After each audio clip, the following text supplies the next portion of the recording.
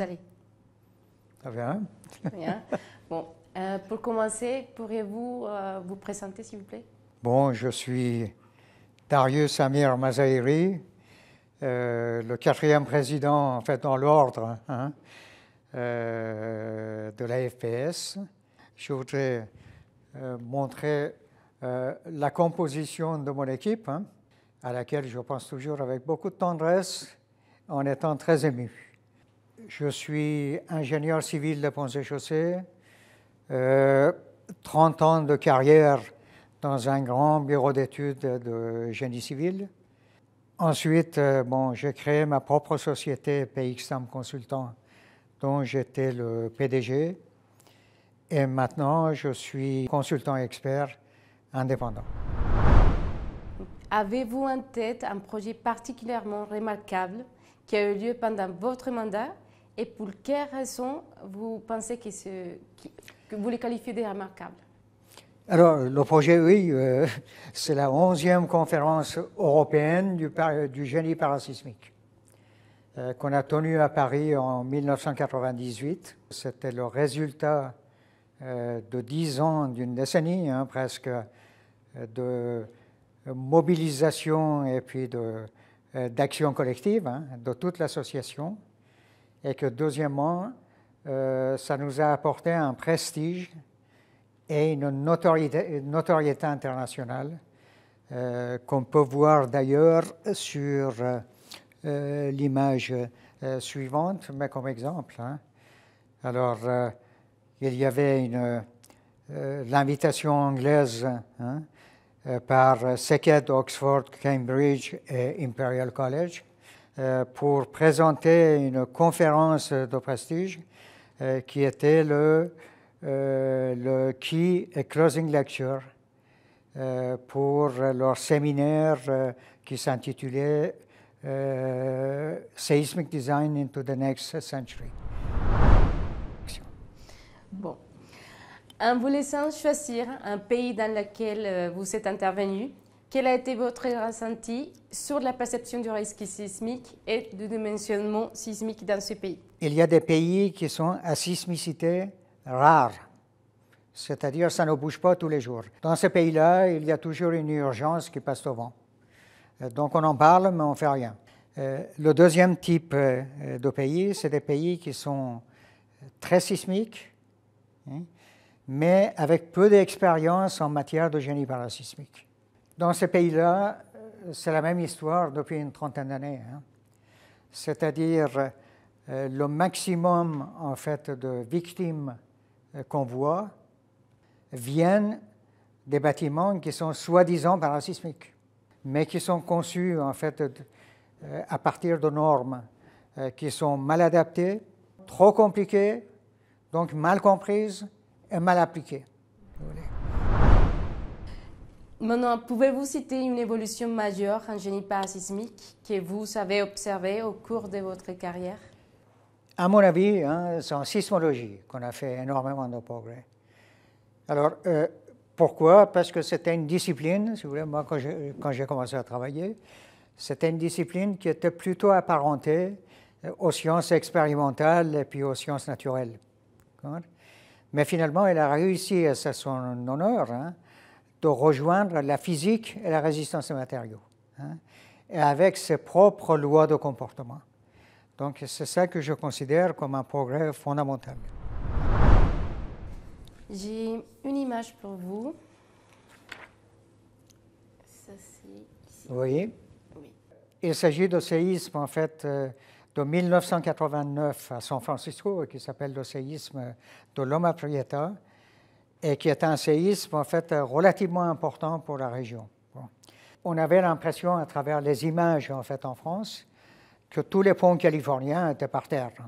Arrivé sur place, on s'est aperçu que finalement le nombre d'ouvrages endommagés était très faible en pourcentage.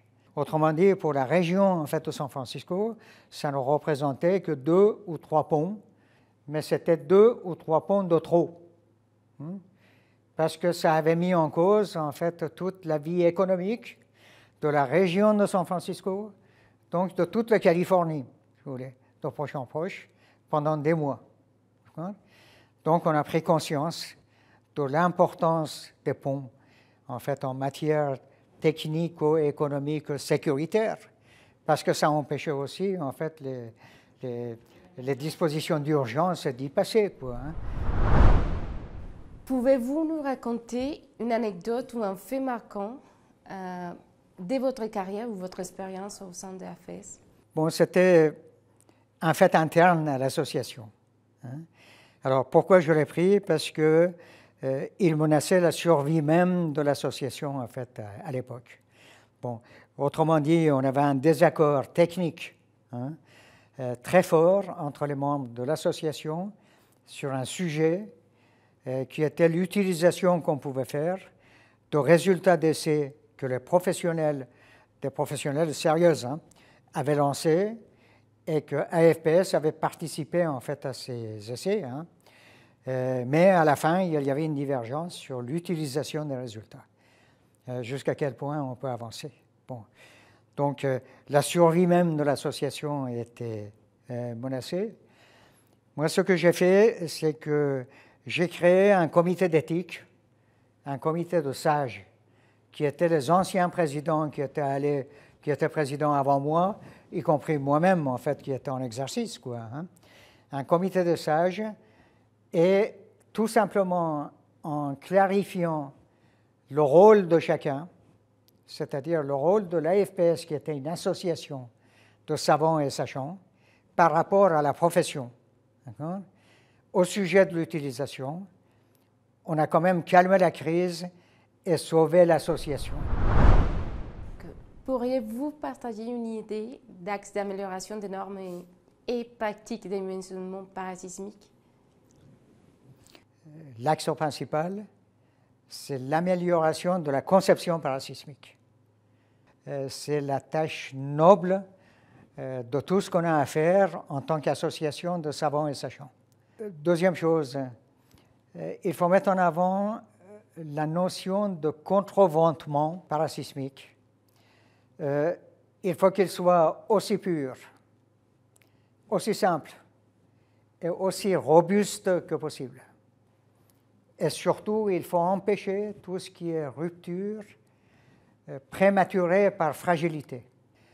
Si vous préconisez une structure ductile, comme vous voyez, mais qu'il y a une fragilité, une rupture par fragilité prématurée qui passe avant, vous allez casser l'ouvrage avant de mobiliser la ductilité.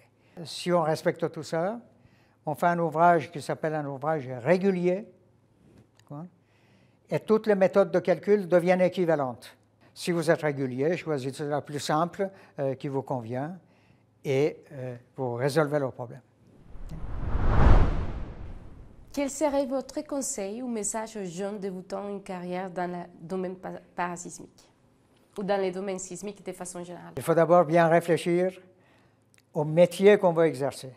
Métier de chercheur ou métier d'ingénieur. Ce n'est pas la même chose.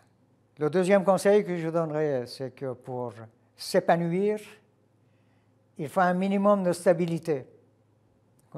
Ce n'est pas en changeant de société en fait en permanence que finalement on s'épanouit, loin de là. Okay? Quand on est jeune, on ne s'en aperçoit pas, hein. Par la suite, ça devient très, très handicapant, le fait d'avoir bougé. J'arrive à mon conseil suprême. Prêtez allégeance au projet sur lequel vous êtes. Il n'y a que le projet de vrai, quel que soit le contexte. Votre patron, c'est le projet. Ce n'est pas le patron en hiérarchie et titre, et puis ainsi de suite.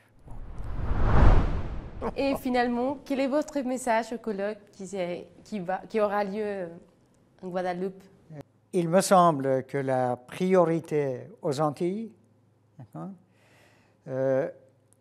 c'est de donner la possibilité, très simple, des dispositions d'urgence très simples, aux habitants des autoconstructions, de façon qu'ils puissent s'autoprotéger.